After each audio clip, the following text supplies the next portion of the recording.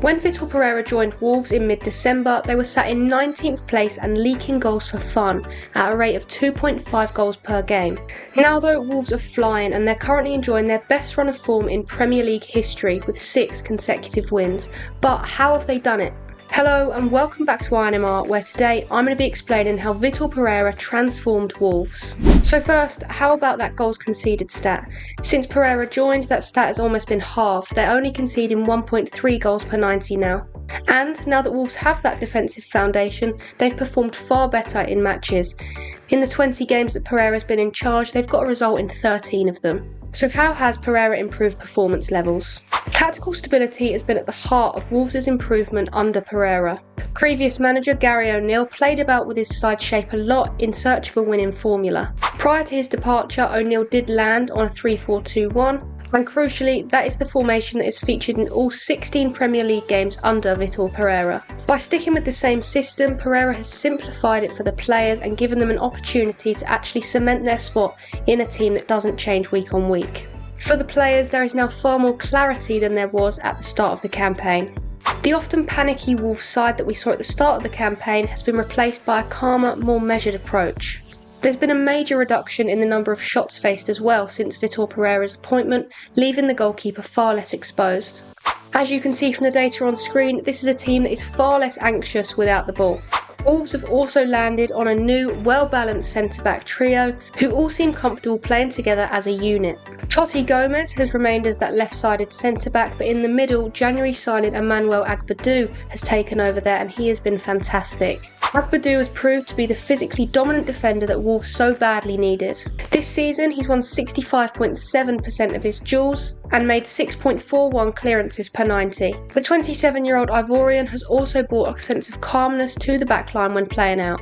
No one at the Molineux averages more passes per 90 than his 48.05, and if there is a forward pass available, he will always take that more progressive option. Now this next tactical change could be a byproduct of the uplift in results, but there's no doubt that there's been far more self-assurance in the Wolves squad since Pereira's appointment. His players look far less rushed and move the ball with greater confidence than how they were doing it under O'Neill. They're never in a rush to create attacks, preferring a measured build-up play to direct play.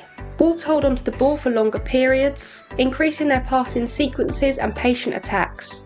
And as a result of shortening up their play, the passing accuracy has gone up as well. Now let's move on to the attack and one player in particular. Wolves have lacked an impactful centre forward for several years, but the debut season from Strand Larsen has been incredibly encouraging. After joining from Celta Vigo for 26 million last season, Strand Larsen has filled that void in the Wolves attack where they had no real out-and-out, genuine striker. Whilst Matheus Cunha and Hwang Hee-chan were impressive last season, neither of them are genuine centre forwards. And really, if we're honest, this is a gap that hasn't been filled since Raul Jimenez fractured his skull in November 2020. Strand Larsen caught the eye in Spain where he was seen as a physical frontman who could pose a threat in the box, getting goals with instinctive finishes and headers. His profile understandably made him an attractive option for English clubs, and given the context of Wolves' rather turbulent season, I think he's made a promising start. Much of that comes down to the presence he has in front of goal and the impact too. Strand Larsen has shown predatory instincts in the final third this season. Against Arsenal at the start of the season, Strand Larsen showed us what he was all about with his subtle movements. Strand Larsen got on the blind side of William Saliba before quickly darting in front and getting an effort in on goal. Not every attempt or goal requires such thought from Strand Larsen, but it's clear to see that he understands the game well and knows the little movements to make to give himself the best opportunity of scoring. Among players that have attempted at least 20 shots this season, only 4 players have had more shots inside the 18-yard box than his 47 out of 49, which is 95.9% of his shots. This tells us that Strand Larsen is a genuine focal point. He's your classic number 9. Strand Larsen's output, however, does show a certain degree of reliance on service. For example, he's not a dynamic ball carrier who can create the chances for himself, and with just 1.8 shots per 90, it suggests that he maybe isn't getting enough service. Wolves have attempted the 5th fewest open play crosses this season, with just 341. Strand Larsen himself said he does get a little bit frustrated sometimes, because when you have a big 9 in the box and those crosses aren't coming in, he does feel a little bit alone, and he does actually say that that is an area that Wolves can improve in their play. So, if Wolves create more crossing opportunities, Strand Larsen will surely score more goals. Among players, 2 have attempted at least 9 headed shots in the Premier League this season. Only 2 have got more on target than Strand Larsen. Overall, Strand Larsen has enjoyed a thoroughly promising first season in the Premier League. And given the uncertainty of Matheus Cunha's future, Strand Larsen is emerging as a really promising prospect for the future. Now then, let's get back to the tactics. In the early stages of the season under O'Neill, a flood of disastrous set-piece incidents proved costly. His mix of zonal and man-to-man marking in the box was fine, but it was that lack of intensity in the duels inside the box that led to Wolves conceding so many goals. In total, 16 goals were leaked from dead ball situations in their first 16 matches. And as you can see from the data below, Pereira worked incredibly hard to fix this problem. When he first arrived at Molineux, he told the media, "We will work on set pieces every day. I know a way to improve this." A major improvement followed, and Wolves have only conceded 5 set-piece goals under Pereira. One of Pereira's greatest attributes is the way that he adjusts his tactics based on the opposition's style of play. Under his tenure, whilst they may not have changed formation, the style in which they play does differ, and this has come across in their most recent outings. Against Ipswich, Wolves took the initiative, dominating the game by moving the ball around with speed. However, when they played Tottenham, they sat back in a far more compact shape, waiting to hit them on the break. When talking about Wolves, you have to talk about Matheus Cunha. The Brazilian has been superb this season and is going to get spoken a lot about over the summer. Across his 3 seasons at Wolves, the Brazilian has proved himself as one of the most influential players in the Premier League.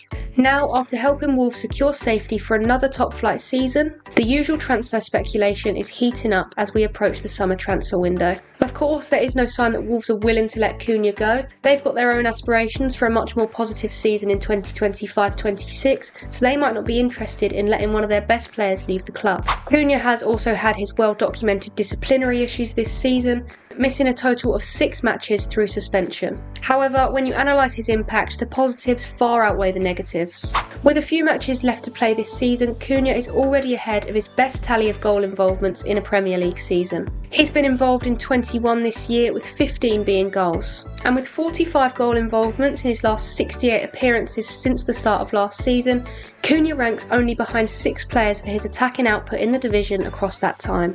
Since the start of last season, Cunha has attempted 162 shots, with 75 hitting the target, and this output far exceeds any other Wolves teammate. The most eye-catching stat though is his XG. It's only 7.85, yet he scored 15 goals. This ridiculous outperformance of his XG does raise one question though: is his form sustainable? Cunha has scored nearly double what would be expected of the average Premier League player to score with the chances that he's had this season. Over the last 2 seasons, only Phil Foden and Chris Wood have outperformed their non-penalty XG by more than Matheus Cunha. Consistently outperforming your XG isn't impossible, but it's normally the elite players that do this season on season. And to double it in the Premier League is almost unheard of, so this will surely level itself out very soon. Cunha isn't all about goal scoring though, and that's obvious to anyone that watches him on a regular basis. One of his main strengths is the ability to run with the ball and progress the play upfield. According to FBref, this season in the Premier League, Cunha has averaged 3.88 carries into the final third per 90, putting him in the top 4% amongst his positional peers.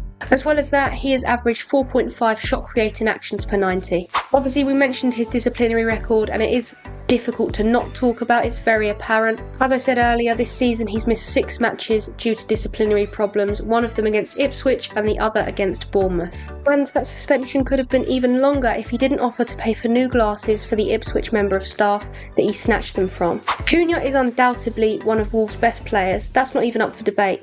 But with his disciplinary issues, Wolves have been forced to show that they can live without him. Wolves have won 6 consecutive top-flight matches for the first time since the 1970-71 season. And adding that 1-1 draw to Everton, they're 7 games unbeaten in the Premier League. During this time, Cunha has only played 109 out of a possible 540 minutes. And since the start of March, Pereira's side have scored 11 goals, with Cunha not being on the pitch for 9 of them. It's easy to see why Cunha is considered Wolves' biggest threat, but they have also shown over the last 2 months that they can cope without him. Overall, Pereira has come in and more than steadied the ship at Wolves. Therefore, there is plenty to be excited about heading into next season. So what do you think? Can Pereira lead Wolves to new heights next season? Let me know your thoughts down in the comments. That is where I'm going to end today's podcast, but there are plenty of others that you can go and listen to. For more content, be sure to check out my website, that's inmrfootball.co.uk. On there you can find match reports, live blogs, club updates and so much more. And if that's not enough, INMR is also on X and Instagram, so you can follow me on both of those platforms for even more daily football content. Thank you very much for listening, and I will see you in the next one.